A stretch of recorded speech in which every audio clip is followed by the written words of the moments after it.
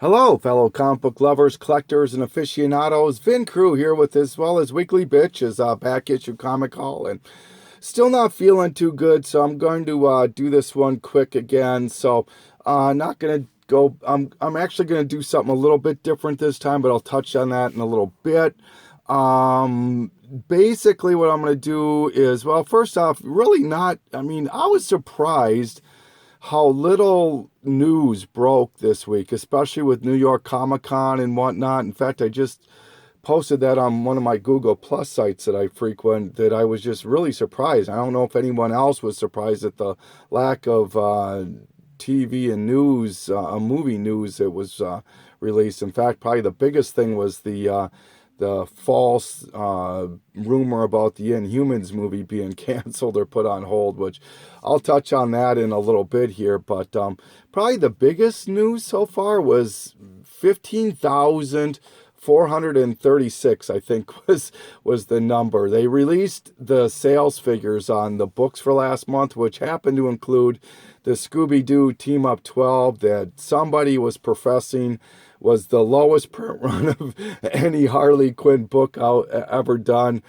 I warned you guys that this book had been hyped, so people knew about that book 2 months ago. I was reading about this book. There was no way that book was going to be the lowest print run of any Harley Quinn book out there. 15,436. That's not even top 10 of the lowest print run. So, once again, if you want to believe the hype, believe the hype. If you don't, just temper it. I mean, hype is there because that's exactly what it is. It's hype. It's short-lived. Do your homework, like Mercenot says and other people say, before you just jump on it. So, I hope people realize it really quickly when everybody in the community was showing 2, 3, 4, 5 copies of that book. If it was that scarce, I don't think that many people were getting that many copies of it. But anyways, so moving on, did a couple of trades here with a couple of my good friends. Evan Lee, he is going to be the first one I'm going to touch on. This is one of his books that he sent to me, Oddly Normal #1. Just a book I've always kind of looked for and never been able to find. I think I have issues 2 and 3, so one is nice. Avenging Spider-Man 13 with Deadpool on the cover. The Invincible Iron Man, what number is this? 25, is it? 29. This is the 70th anniversary frame with Rescue on the cover.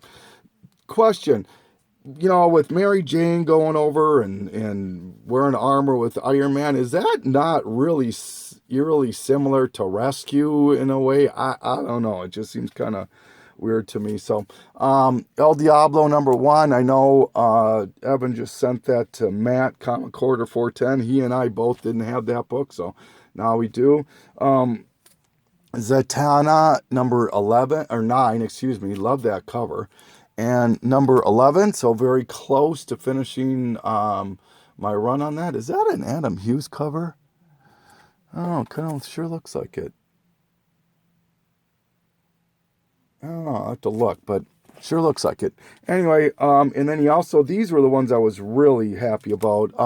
The Flashpoint, Batman Night of the Vengeance, #1, #2, and then, of course, #3. So very, very, very happy about that. Thank you so much, Evan, and I hope you enjoy your books. The second person that I did a trade with was someone I'm always doing trades with, it seems like, is besides Evan, is Tom Ryan. And Tom, I want to send you some books, so let's get this done. But Someplace Strange he sent me. This is some graphic novels, some of the original stuff. This is the Wolverine, Nick Fury, Scorpio connection. That's the hardcover version. Greenberg the Vampire. This is number 20 of the Marvel graphic novel run. This is another hardcover version. This is Punisher, Blood on the Moors. And Swords of the Swashbuckler. This is number 14 of the Marvel graphic novel run. And the last Punisher book that I needed for the Marvel graphic novels, which is Intruder. So, Tom, thank you. Evan, thank you so much for these books. And like I said, Tom, let me get you some books. I know, but anyways, enough of that. Now let's get on to the fun stuff. I'm going to show you 13 books, and I'll talk about how I got these 13 books in a moment. So here we go. First book that I picked up, and I bought these at this con that I just went to, Fall Con, over at the State Fairgrounds in Minneapolis. So I got Power Girl number 27, the last book of that series. Very happy to get that one. Very sought after. That's sure calmed down quite a bit, hasn't it? That was like a $25 book at one time. Now it's, now it's down to maybe $10, somewhere around there. This book here, Detective Comics 371. It's an early Batgirl appearance. I want to say it's like her 4th or 5th appearance. But what makes this book more sought after than just that is the fact that it's the cover. It's Batgirl's costume cut-ups. And this is one of those famous covers. It says, "Batgirl, get over here. Help us. We've got a problem," from Batman. And Batgirl retorts, "I have a bigger one. I'll run in my nights." Excuse me, I cannot talk with this cold. "I have a bigger one. I'll run in my tights." It's just one of those classic covers that really, I've looked for that book for quite some time, and that book is in beautiful shape too. So, picked up Flash 129. This is the second appearance of Jay Garrick in The Flash, the Barry Allen Flash comics. And more importantly, this is the first appearance of the JSA ever in Silver Age. It's just a little flashbacky kind of dreamy thing, but it's still the very first appearance of the JSA, which is very important because, let's face it, with the Legends of Tomorrow and all these other stuff, it's the JSA that they're creating. Let's be honest. So I was looking for this book for quite some time. So very, very happy to have that.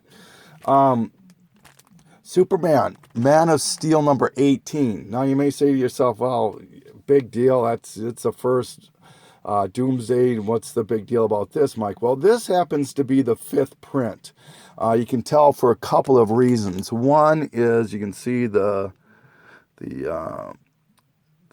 Roman numeral 5 right there, and then the big giveaway is the DC Universe.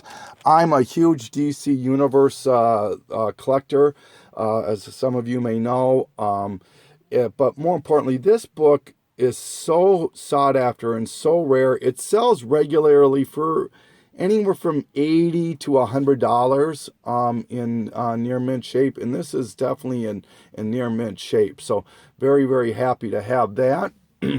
All right. Picked up Detective Comics 400. Oh my God, have I been wanting this book for quite some time. This is the very first appearance of Man-Bat, and this signifies where I want to start to collect a consecutive series of Detective Comics. I want to go from 400 until 881. And is it 881? Yeah, I think it's 881 that finishes that run. So very, very, very happy to have that book.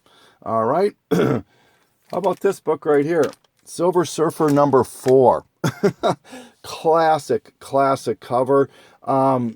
Just a beautiful Silver Surfer versus Thor. So extremely happy to have this book. There's no first appearances. This book is just so sought after simply because of the cover, and I'm so happy to have this. So now I have all the big keys for the Silver Surfer. I have 1, 2, 4, 3, 4. I'm only missing three issues. I'm missing 5, 6, and 7 now. So I'm going to be able to finish that run very, very quickly. Let's move these off to the side here. Here's another book.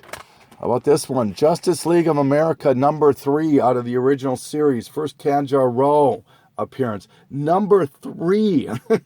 I never thought, I mean, when I started hitting my Justice Leagues hard this year, I thought if I could get to because I already had 9, or 6, excuse me. So I figured if I could get from 6 until it ended, I'd be ecstatic. Now I only need issues 1 and 2, and I am done with that series. So that's way beyond my expectations. So very, very happy about that. Here's another book I never thought. It was on my want list so bad, but I never thought I would pick it up this year. Batman 181, first appearance of Poison Ivy. It does have the pinup in it, fully attached. So extremely happy about that. As some of you may recall, boy, like I said, my voice is just shot because of this cold. But I was fortunate enough to, my first initial goal with Batman, and I did complete that earlier this year, was to go from 200 until it ended.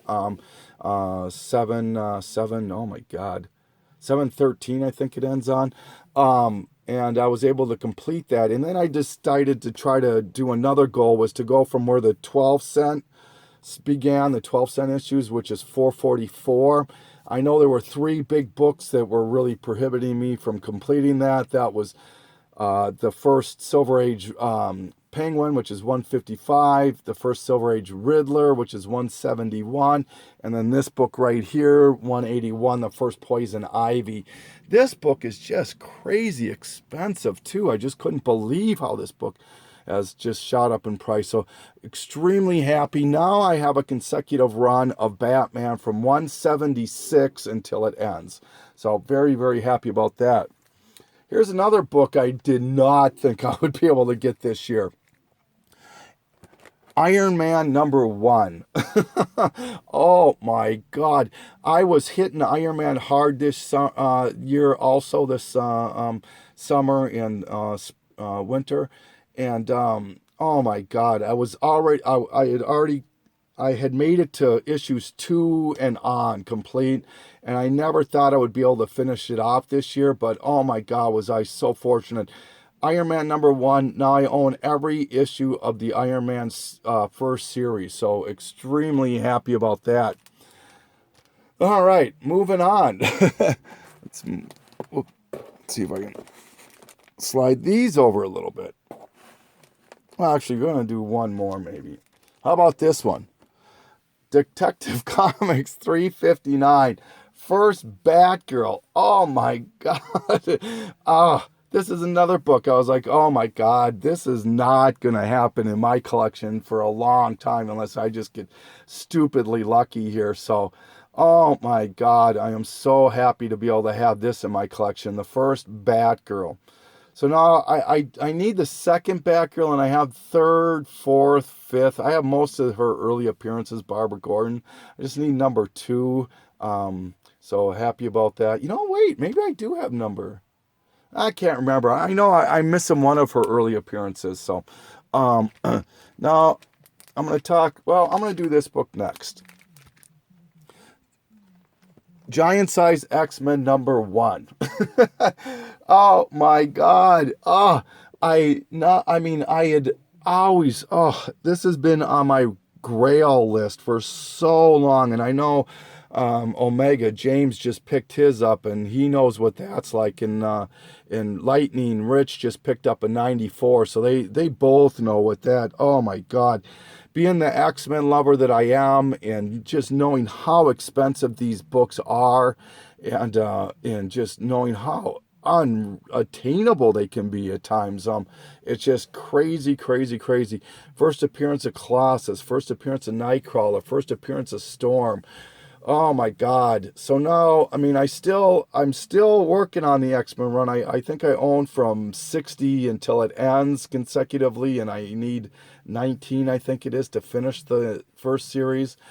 But this was a glaring hole in it. You talk about Bronze Age grails of Marvel. You've got to throw in, Amazing Spider-Man 129, 121, 122, X-Men 94, Hulk 180 and 181 and 182 in this book. So, oh my God, to be able to knock this sucker off, holy cow, am I just unbelievably ecstatic about that.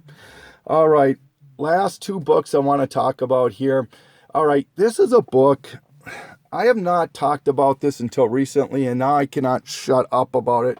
if you ask Evan, Leahy, Matt, and Tom Ryan, if there is a book that is going to, now once again, this is my opinion, okay? In this, I have no way to substantiate this and corroborate this. This is just my gut opinion. If there is one book that I would put my money on right now today, that could blow up to the extent of an Iron Man 55, there's got to be one book, and that would be this one right here. Werewolf by Night 32. Now, why do I say that? Well, first off, this is the first appearance of Moon Knight, as we all know. And why do I say that this book can blow up similar to Iron Man 55? Well, I'm going to call this, for lack of a better word, the Mercenaut effect, okay? There are a certain amount of people in the industry as a whole, speculators, investors, collectors, however you want to lump it. There's a small group of people out there that do have enough clout or pull that they can actually make a book popular or jump into desirability. In Mercenaut is a prime example of that. I mean, look at Spider-Man 2099, 34, and 35. Give me a break. I've owned that run for the longest of times. Nobody showed those books at all, okay? But then Mercenaut shows one of them or two of them and says how hard they are to find. Boom, they're showing up in everybody's videos.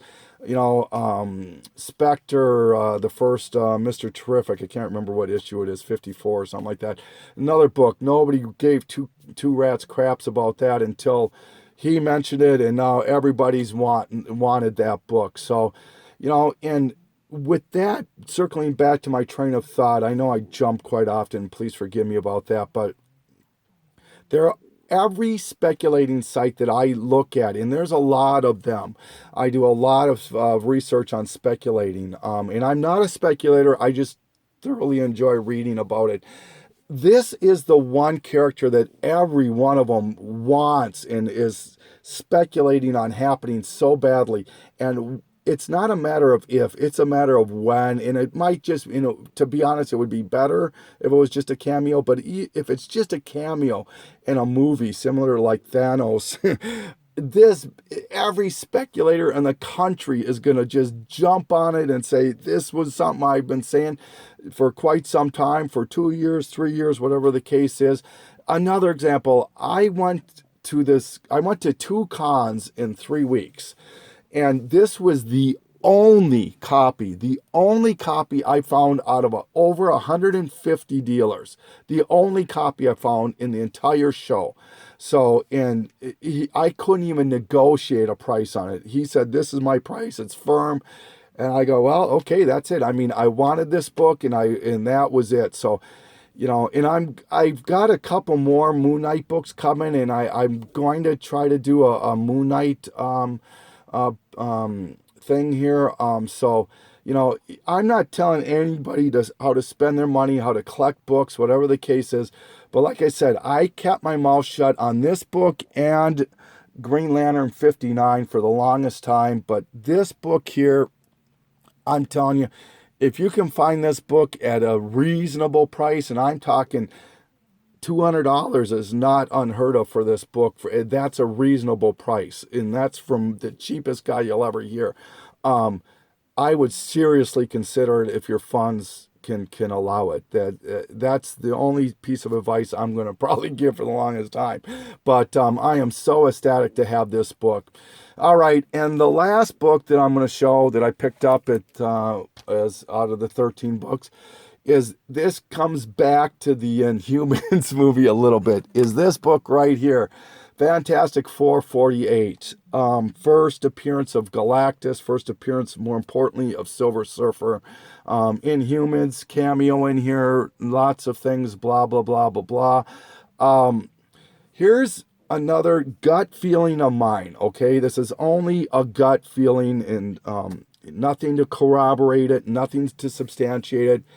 Here's my feeling about Marvel and Fox with the whole Fantastic Four, X-Men, that sort of thing. Obviously, they want Fantastic Four and the X-Men back. They're cash cows, no arguments there. But there's two characters that I firmly believe that MCU, Marvel Cinematic Universe, wants in their fold very quickly. One is Franklin Richards. Because of the success of Big Hero 6, they would love to be able to put out another kid-friendly series that can appeal to the adult audience as well. And that book came out when some of us are now, we're kids and now we're adults. And Franklin Richards was the main cog of that series, and he is a major player in the Marvel universe. One of the most powerful, so it just makes sense to me that the Marvel MCU wants that character back in their fold. But as importantly, probably more importantly maybe, is they want Silver Surfer. Because let's face it,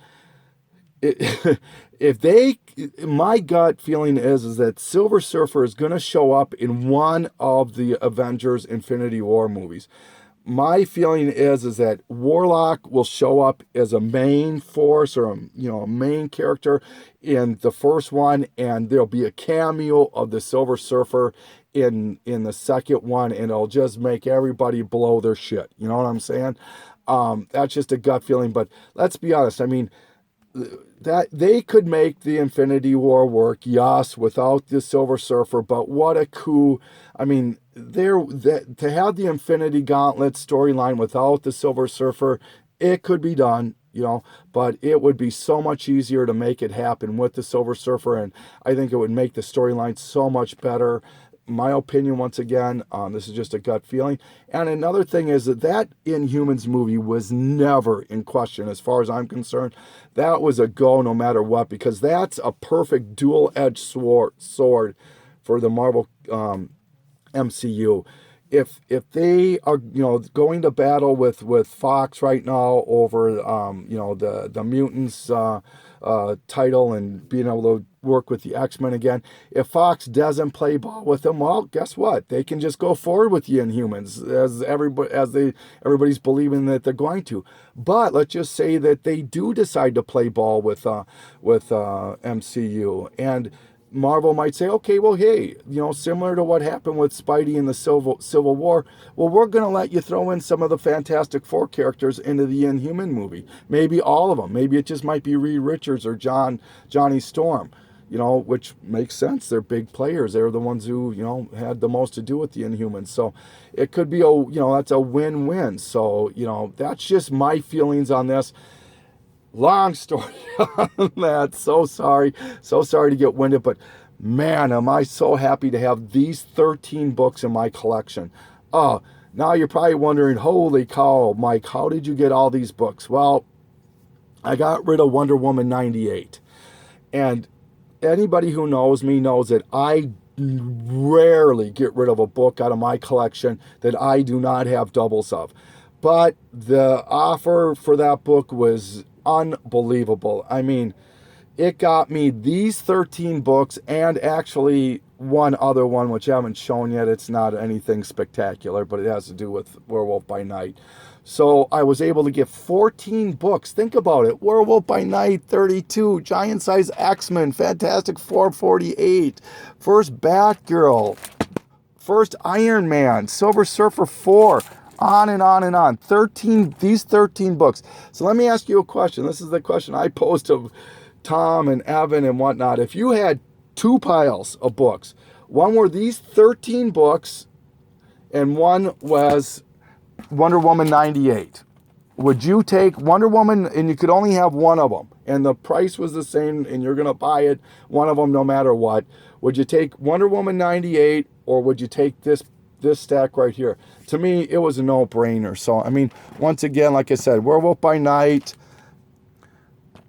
32, Giant Size X-Men number 1, Fantastic Four, 48, First Batgirl, First Iron Man, First Poison Ivy, Justice League of America number 3, Silver Surfer number 4, First Man Bat or Detective 400, Superman 5th print, Flash 129, Detective 371, and Power Girl 27. I don't know. To me, that was a no-brainer. So, well, I made this video long again. I'm so sorry. That was not my point. So, well, once again, hey, I want to thank everybody for watching, and I'll get back to my normal stuff. I've got so many books to show. It is unbelievable.